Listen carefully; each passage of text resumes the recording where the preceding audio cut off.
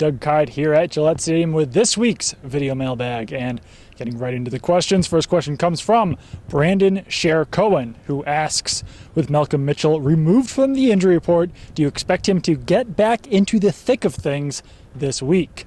I'm not so sure about that. Malcolm Mitchell did seem to kind of give up on a deep ball from Tom Brady in that game against the Pittsburgh Steelers. Then he was inactive against the Buffalo Bills. So even with Mitchell off the injury report this week, I'm not sure if he actually gets back into being an active player. And even if he does, I'm not sure if he is a productive player in this game. The Patriots do have Julian Edelman and Chris Hogan as their starting wide receivers. They also have Danny Amendola. And this could be a big game for Rob Gronkowski and Martellus Bennett here against the Seahawks. The Seahawks did struggle against Rob Gronkowski in the Super Bowl 2 years ago. Throw Martellus Bennett into the mix, and I'm really not sure how they will be able to handle the two tight end set. So moving forward here, I'm not sure how much Mitchell will actually be a part of the game plan unless the Patriots do suffer injuries there at wide receiver from either Edelman, Hogan, or Amendola. I think that Amendola could even see his workload pick up a little bit as the season progresses. I don't think it's time to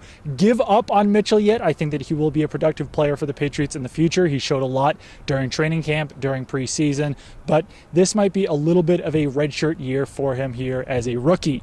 Second question comes from Buren Maynor III, and he asks, what do you think the defense will, or how do you think the defense will perform Sunday for the first game without Jamie Collins? That is a good question. I think that the run defense will be fine. I think this is a good game for a Landon Roberts to actually get his feet wet as a full-time starter. Seahawks run game has been very poor as of late. Starter Christian Michael only had 1 yard on 5 carries in their game against the Buffalo Bills.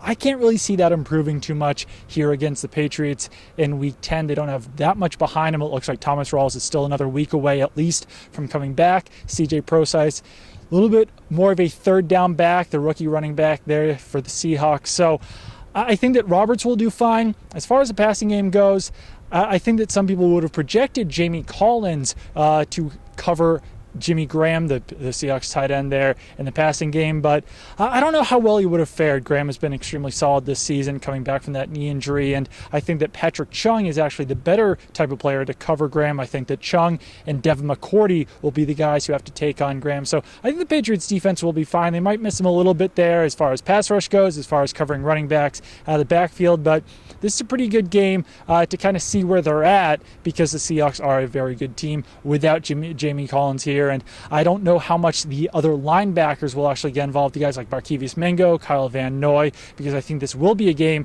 where the Patriots stick 6 defensive backs in there, 3 cornerbacks, 3 safeties, and kind of dare the Seahawks to beat them with the run.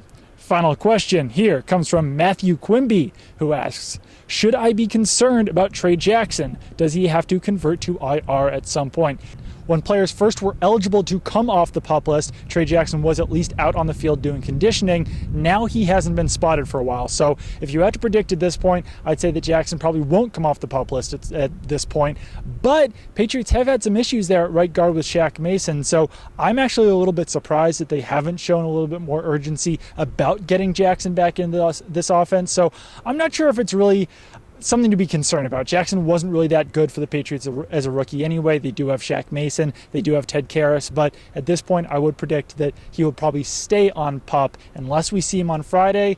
And really next week is the last week that we could see him and for the Patriots to be able to activate him.